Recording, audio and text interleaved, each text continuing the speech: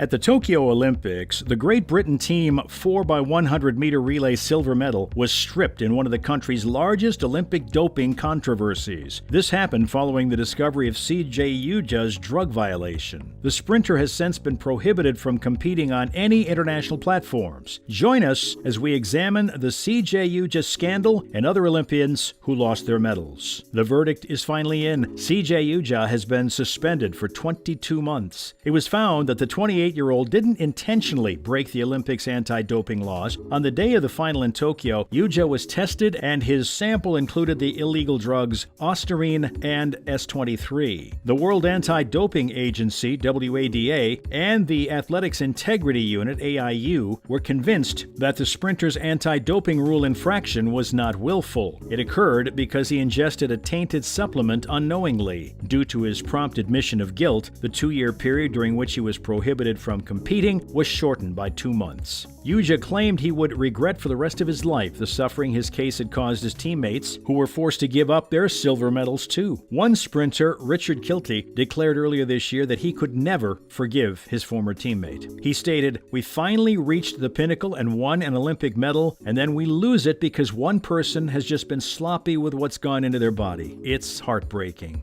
Not to forget, Ujah was a 4-person British relay squad member. The relay quartet came second behind Italy in a close race. They were only 1/100th of a second behind. Can you imagine? Other squad members were Jarnell Hughes, Richard Kilty, and Nathaniel Mitchell-Blake. The victory was short-lived, as a sample collected from Ujah after the race in the capital of Japan was discovered to contain the illegal drugs ostarine and S23. These two are selective androgen receptor modulators that help build muscle. After the Great Britain team was stripped of the silver medal, China was awarded bronze, while Canada was promoted to silver. Ujah didn't contest the infraction of the anti-doping regulation. However, the runner claimed that a tainted supplement was to blame for his failed test. That is not a defense, though, under the World Anti-Doping Agency's rigorous liability regulations. Until the decision was reached, the runner was barred from competing in any international arena. The verdict was finally delivered following a year-long investigation. The 22-month ban means Ujah cannot take part in the first 5 Diamond League competitions in 2019 because of the ban. Since the ban was retroactively applied to the positive test date of August 6th of last year, he can return on June 5th of next year, 2 months before the World Championship in Budapest. This is the 3rd time Great Britain was stripped of a medal. When the news of the scandal broke, it marked itself as the largest doping controversy in British Olympic history. However, it's not something the country hasn't seen before. It's the 3rd time a Great Britain team athlete has been stripped of a medal in a Summer or Winter Games. Gareth Brown was stripped of his bronze medal in judo after testing positive for a prohibited drug at the Seoul Games in 1988.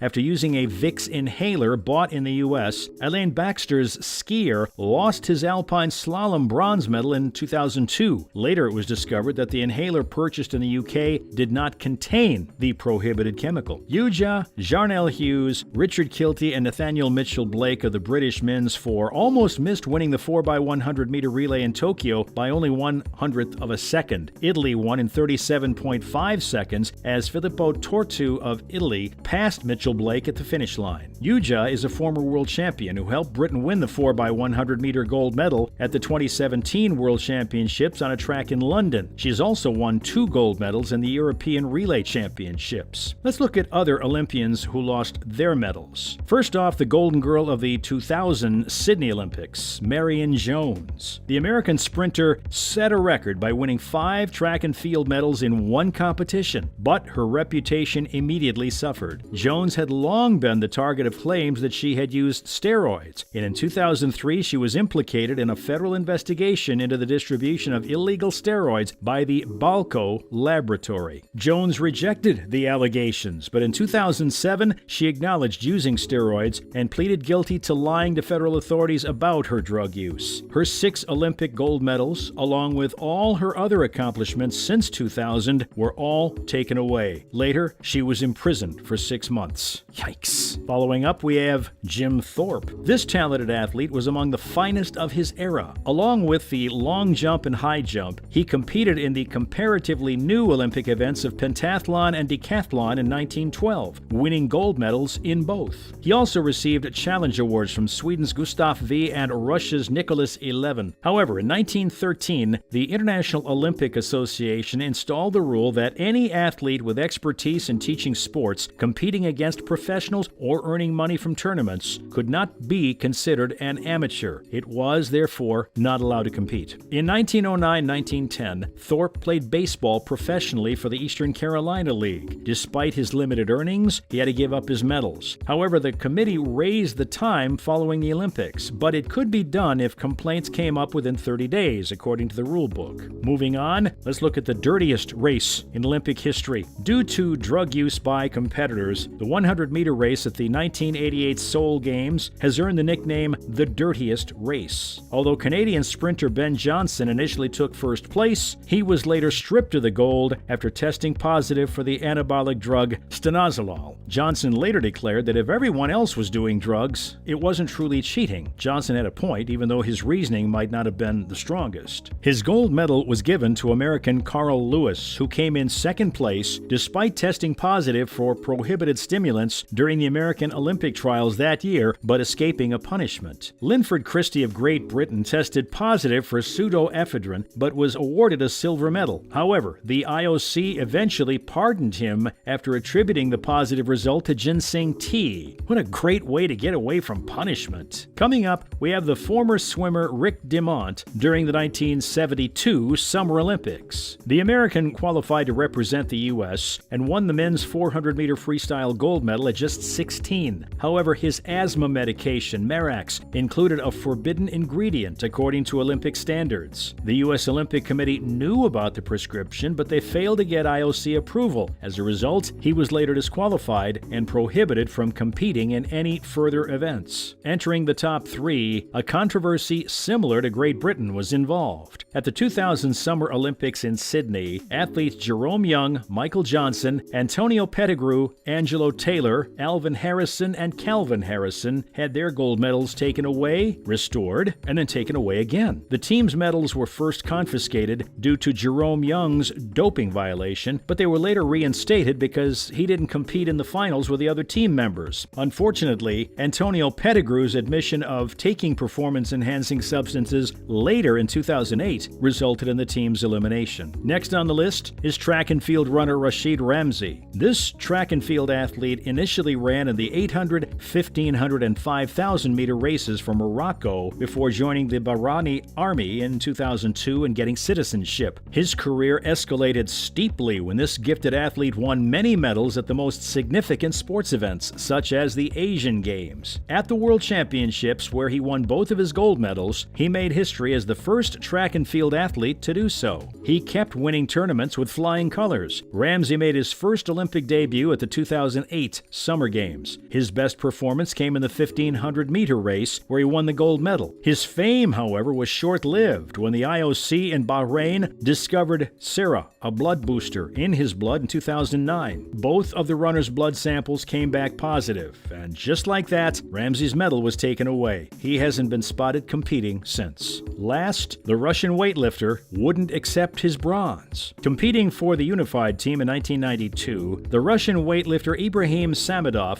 refused to lean forward to accept his bronze medal at the Summer Olympics in Barcelona. Later, he flung the medal to the ground in disgust. All this because he came in third on a technicality. Throughout the competition, the top three weightlifters in the clean and jerk had lifted the same amount, or 815 pounds. As a tiebreaker, the judges examined the athlete's body weight. Samedov automatically won the bronze medal because he weighed around 1/10 of a pound more than the other two athletes. To him, it was quite unfair. Because of Samedov's alleged violations of the spirit of fair play, the IOC later stripped him of his third-place finish and permanently disqualified him from the competition. Do you think CJ Ujah should have been given a lengthier ban? Let us know in the comments. And if you enjoyed this video, don't forget to like it and subscribe to our channel. Thanks for watching. See you at the next one.